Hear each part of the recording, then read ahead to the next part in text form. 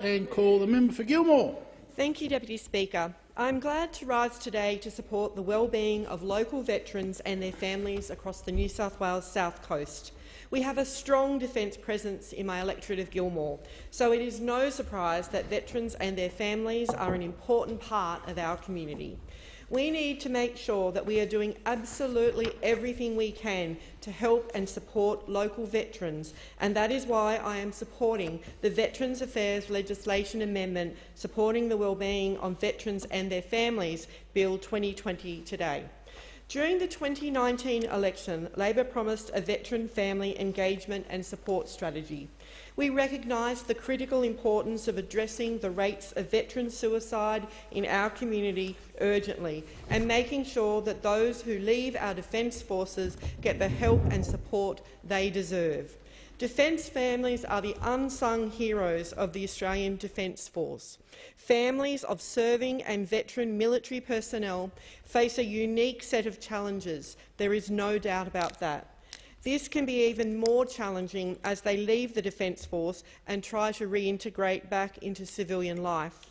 We need to make sure that those who support our serving and veteran ADF members are receiving the help they need. I am pleased that this bill will create a commissioner to represent the perspectives of families of veterans on the Repatriation Commission and the Military Rehabilitation and Compensation Commission. The Veteran Family Advocate will give a voice to veterans' families and highlight the important role they play in veteran and family health and well-being. It will make sure families inform veteran policy and the administration of veterans' entitlements. The Veteran Family Advocate will work with veterans' families to build our understanding of risk and protective factors as veterans transition from the Defence Force. Veteran suicide is a scourge among our community, and it requires urgent and immediate attention. It is absolutely critical that every part of the veteran support system is focused on veterans' mental health and suicide prevention, and I hope that the Advocate provides the strong voice to veterans' families that they need. Deputy Speaker, there are a number of organisations on the New South Wales South Coast that are working hard to support local veterans and their families. One of the best things about our beautiful coast is no doubt the ocean. We have hundreds of beaches in my electorate, so I guess it should be no surprise that some clever-thinking locals have put surfing and therapy together to improve the mental health and well-being of local veterans. The Australia First initiative, Defence Surf Therapy, is thanks to local Giroa veteran Glenn Colomites and former professional surfer and owner of the Gerringong Surf School, Rusty Moran. The program was launched last year to show that non-pharmacological treatments can be effective at reducing stress and managing mental health issues like post-traumatic stress disorder. Deputy Speaker, it is innovative programs like this that we need to be focusing on as we look for new ways to manage a long-recognised problem. That is why I was absolutely thrilled to see this program receive $280,000 in federal funding under the Supporting Younger Veterans Grants program. Nowra-based Keith Payne VC Veterans Benefit Group will manage the governance of a 12-month pilot for this program, and it is hard to imagine a better place to run a surfing program like this than the beautiful 7 Mile Beach at Giroa. Over 10 weeks, up to 70 veterans will be taught how to surf by Rusty and his team. But of course, the program is about so much more than surfing.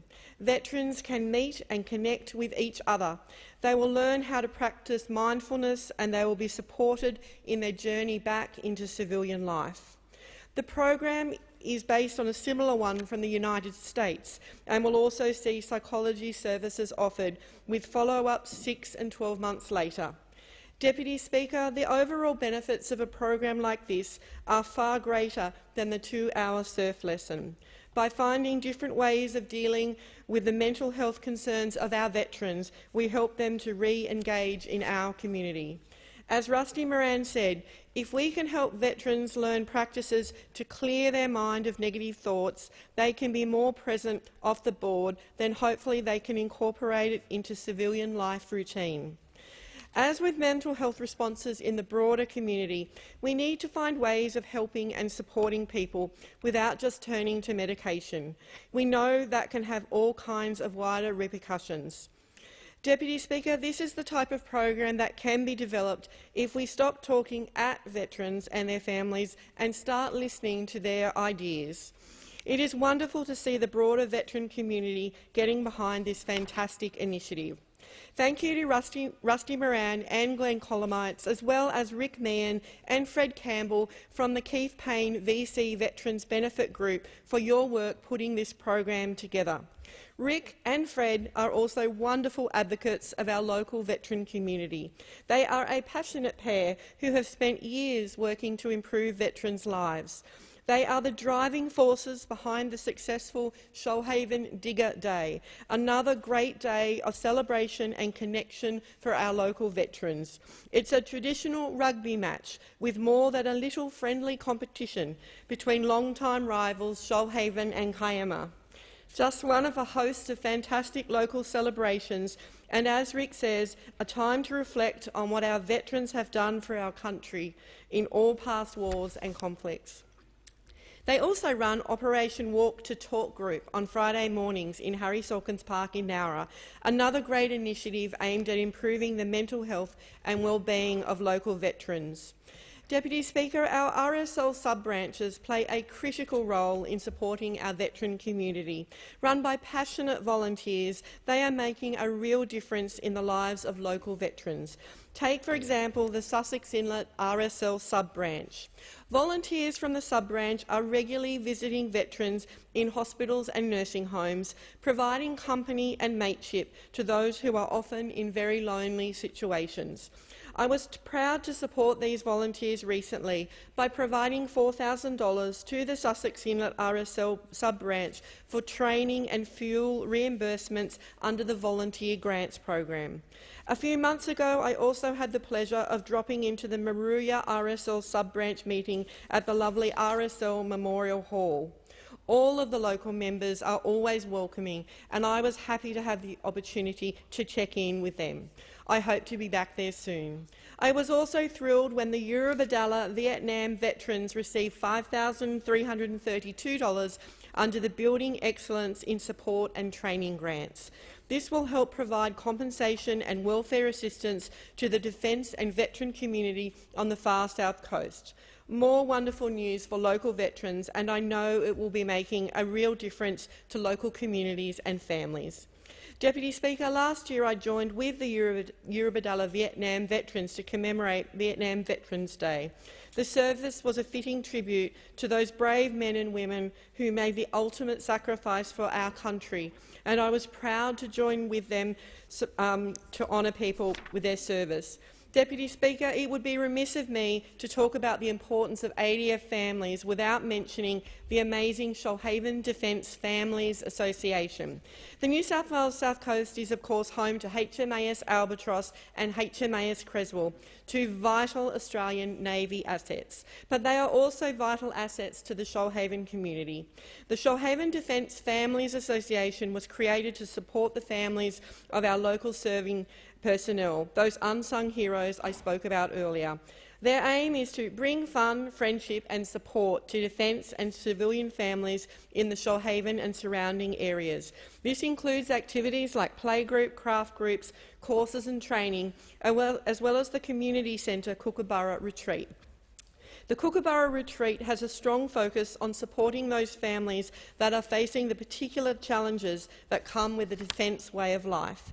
It gives families of serving personnel a social outlet and lets them build connections with people who understand exactly what they are going through. The value of that cannot be overstated. Thank you to all the members of the Shoalhaven Defence Families Association for everything you do to support our defence families. Deputy Speaker, Schedule 2 of the bill also helps to facilitate flexibility in the way programs can be designed to assist the transition from the ADF to the civilian workforce. Eligible veterans will be given both pre- and post-employment assistance, including career advice, coaching, assistance with skill translation, resume and interview preparation, and coaching to adapt to the structure and style of communication in civilian employment. We need to make sure that there is enough support for our recently transitioned Defence Force members so that they can gain and keep meaningful employment.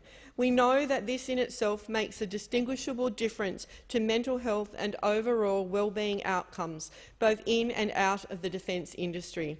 I am pleased to support these improvements to workplace support for our veterans. Deputy Speaker, we need to do more to support our veterans as they transition into civilian life. It is a challenging and confusing time, and too many people have told me they just didn't know where to go. That is why, before the last election, Labor committed to 7 veterans' wellbeing centres across the country, including one in Nowra. These centres would enable services to be delivered on the ground, a one-stop shop providing support for local veterans. This is something our veteran community, including the South Coast Veterans Motorcycle Club, lobbied hard for. RSL New South Wales has been selected as the local partner and delivery agency for the $5 million centre, with former Navy Commodore and President of the Central Southern RSL District Council, Lee Cordner AM, overseeing the steering committee. However, we are waiting for crucial details on funding and implementation approaches to be announced. We still don't know as yet where the site will be, but that it would say that it will be completed in 2020. Sadly, but perhaps not surprisingly, planning on other centres around the country is far more advanced than the Nowra Centre. Our country areas are missing out again. The government needs to get on with it. Local veterans have been waiting for this too long already. They deserve better. Deputy Speaker, the last change in this bill to Schedule 3 will mean all gold card holders will now be able to access the energy supplement to help them with their energy costs, a move I know will be welcomed by those caught up in an unintended omission from the current legislation. I will always support efforts to make sure our veterans are treated fairly and consistently, and I'm glad to see this change being made today. Deputy Speaker, I have long been advocating for and supporting reform that improves the lives of our local veterans.